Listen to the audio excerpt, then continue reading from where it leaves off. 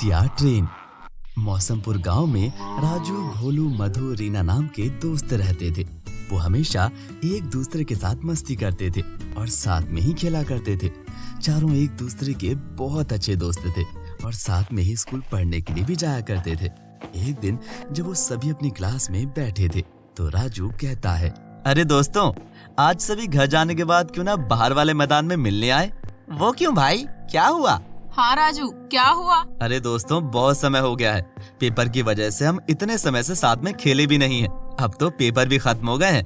अब तो साथ में मिलकर हम सभी खेल सकते हैं, है ना? हाँ राजू, सही कहा भाई तुमने। पेपर की वजह से हमने खेलना बिल्कुल बंद ही कर दिया है। अब तो एग्जाम भी खत्म हो गए हैं। अब हमें बाहर खेलना चाहिए। तो दोस्तों, आज तुम सभी घर जाकर अच्छे से खाना खाने के बाद बाहर वाले मैदान में आ जाना। वहीं पर हम प्लान बनाएंगे कि हमें क्या खेलना है। ठीक है राजू, हम सभी पहुंच जाएंगे। स्कूल की छुट्टी होती है और सभी खुश होकर और जल्दी से घर जाते हैं। जल्दी से खाना खाकर वो मैदान में आ जाते हैं। सभी वहाँ पर मिलकर सोचने लगते हैं कि आखिर वो क्या खेलें। तभी मधु कहती है, दोस्तों, आज हम लुक्का छुपी खेलते हैं। बहुत ही मजा आएगा। सभी बात मानकर लुक्का छुपी खेलने लग जाते हैं और मधु सभी को ढूंढने में लग जाती है। तभी गांव का एक आदमी उन्हें कहता है, अरे बच्चों, बाहर मत खेलो, घर चले जाओ। अभी गांव का हाल कुछ सही नहीं चल रहा है, इसलिए बच्चों जल्दी से घर चले जाओ। आदमी की बात सुनकर सभी बच्चे अपने अपने घर जाने लगते हैं, लेकिन उन्हें समझ नहीं आता कि आखिर उन्हें किस वजह से ऐसा कहा गया है। वो सोच में पड़ जाते हैं। मैं तो अपने घर जाकर पहले मम्मी से पूछूंगा कि आखिर उन अंकल ने ऐसा क्यों कहा। सभी बच्चे अपने अपने घर चले जाते हैं और घर जाकर अपने मम्मी पापा से इस बारे में पूछने लग जाते हैं। राजू अपनी मम्मी से कहता है, मम्मी, आज जब हम बाहर खेल रहे थे ना, तो एक अंकल ने हमें कहा कि बाहर मत खेलो, अभी गांव का माहौल ठीक नहीं चल रहा है। मम्मी, अंकल ने ऐसा क्यों कहा? बेटा, उन्होंने सही कहा है। कुछ दिनों से गांव में कुछ भी ठीक नहीं हो रहा है, इसीलिए तुम भी कहीं बाहर खेलने मत जाना अब से। लेकिन मम्मी, बात क्या है, वो तो बताओ ना, आखिर क्यों? बेटा, क्योंकि कुछ दिनों से गांव के लोग गायब हो रहे हैं और उनका कुछ भी अता पता नहीं है कि वो लोग कहाँ गायब हो गए हैं। उनकी किसी को खबर भी नहीं मिली है अभी तक कि वो कहाँ गायब हैं। अच्छा मम्मी। हाँ बेटा, इसीलिए तुम भी अब स्कूल से सीधा घर और घर से सीधा स्कूल जाया करो बस। हाँ मम्मी, ठीक है, मैं ऐसा ही करूँगा। अगले दिन राजू स्कूल में अपने सभी दोस्तों को ये बात बता देता है, जिसे सुनकर सभी को डर लगने लगता है। तभी मधु कहती है, लेकिन दोस्तों, अगर हम बाहर नहीं जा सकते तो इस बार के मेले महोत्सव का क्या होगा? हम हर साल कितनी मस्ती से मेले का आनंद लेते हैं। हाँ मधु, तुमने सही कहा। हम हर साल मेले में जाकर बहुत मस्ती करते हैं, इसीलिए इस बार भी जाना चाहिए। लेकिन दोस्तों, मम्मी का क्या? वो तो हमें जाने ही नहीं देगी ना। अरे दोस्तों, उसकी फिक्र मत करो तुम सभी। मेरे पास एक प्लान है। क्या प्लान है भोलू? हमें भी तो बता। देखो दोस्तों, हम सभी अपने अपने घर जाएंगे। तुम सभी अपने घर पर बोल देना कि तुम सभी आज रात मेरे घर पढ़ने जा रही हो और कल सुबह वापस आ जाओगे। और मैं भी अपने घर पर बोल दूंगा कि मैं राजू के घर जा रहा हूँ पढ़ने के लिए, और मम्मी कोई भी सवाल नहीं करेगी फिर।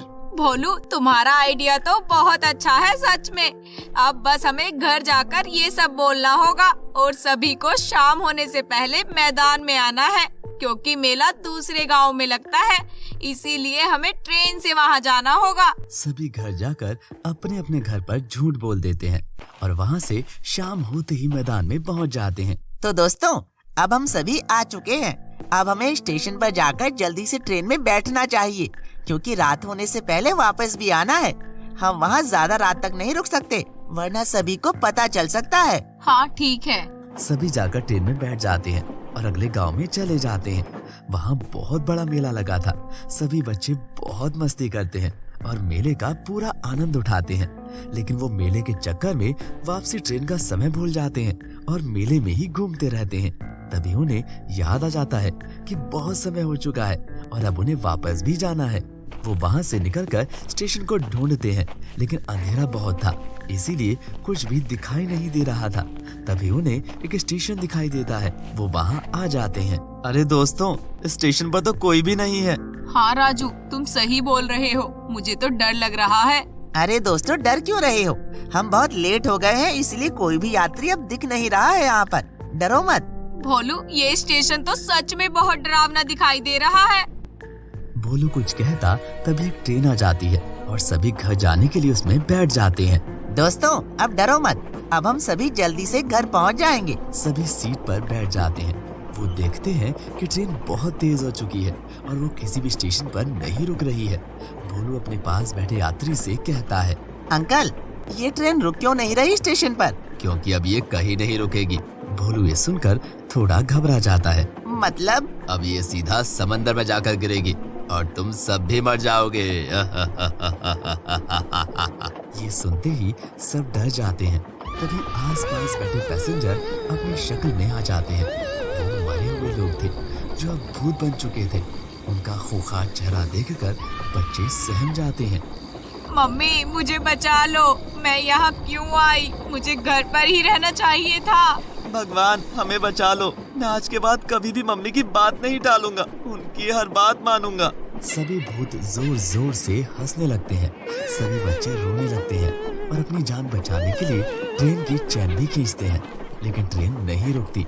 सभी भूत बच्चों की तरफ बढ़ने लगते हैं उन्हें मारने के लिए। वो अपनी जान बचाने के लिए भागते हैं। भागते भागते वो डिब्बे के आखिर में पहुंच जाते हैं। सभी भूत उन्हें मारने के लिए आगे बढ़ते हैं हंसते हुए। तभी भोलू कहता है, दोस्तों जान बचानी है तो हम सभी को इस ट्रेन से कूदना होगा, वरना हम सभी मारे जाएंगे। तुम पागल हो गए हो, हम ट्रेन से कैसे कूद सकते हैं? रीना जल्दी से कूदो, इतना सोचो मत, वरना ये सब मार डालेंगे हमें। ये भूतिया ट्रेन है और इस ट्रेन में सिर्फ भूत ही हैं जो हमें मार देंगे। अब तुम ही देखो तुम्हें क्या करना है। भूत उनकी तरफ बढ़ ही रहे थे। सबसे पहले भोलू कूद गया, फिर एक एक करके सभी कूद गए।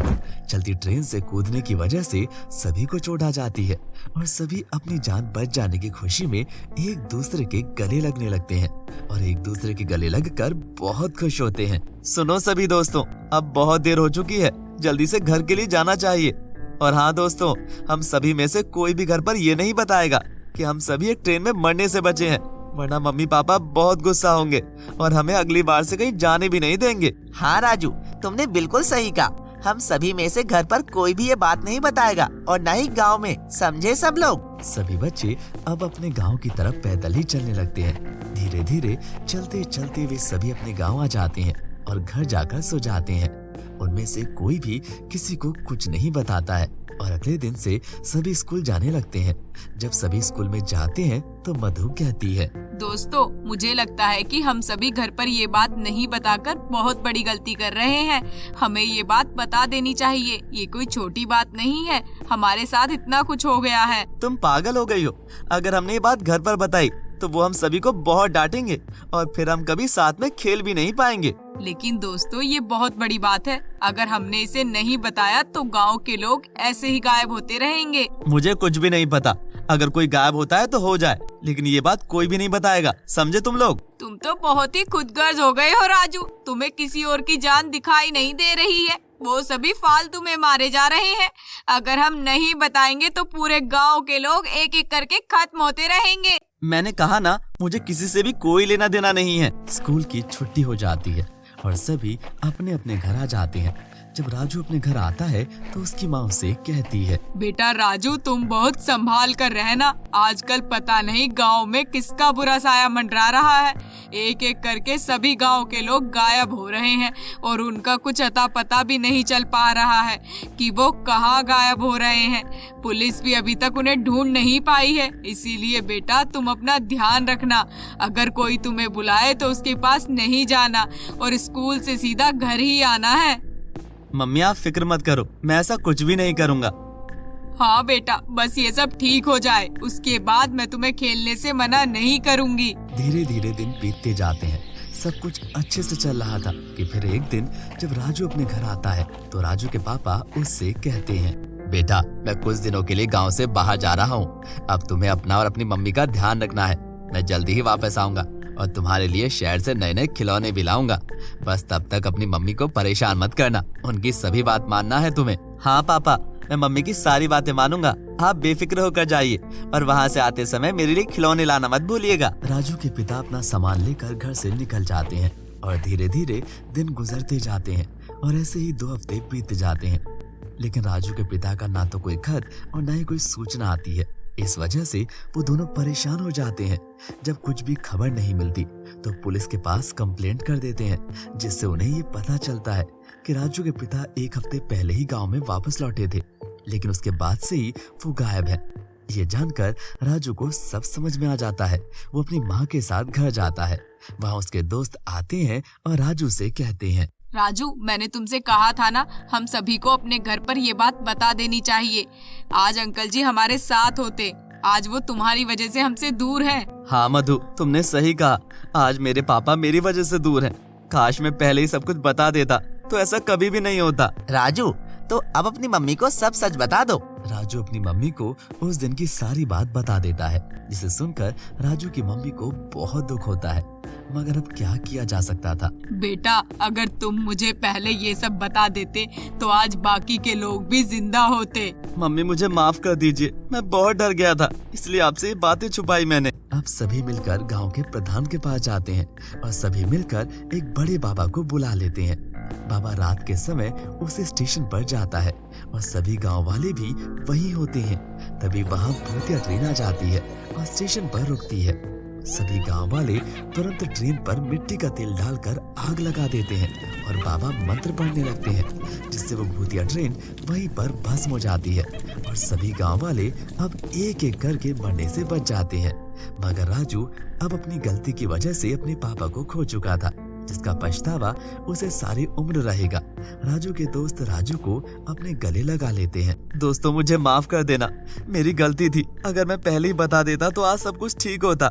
मेरे पापा मेरी ही गलती की वजह से हमारे साथ नहीं है। राजू की माँ राजू को गले से लगा लेती है और राजू को माफ कर देती है। उसके बाद सभी गांव वाले खुशी खुशी रहने लगते हैं। ऐसी ही और वीडियोस के लिए हमारे चैनल को सब्सक्राइब करें और बेल आइकन दबाना ना भूलें।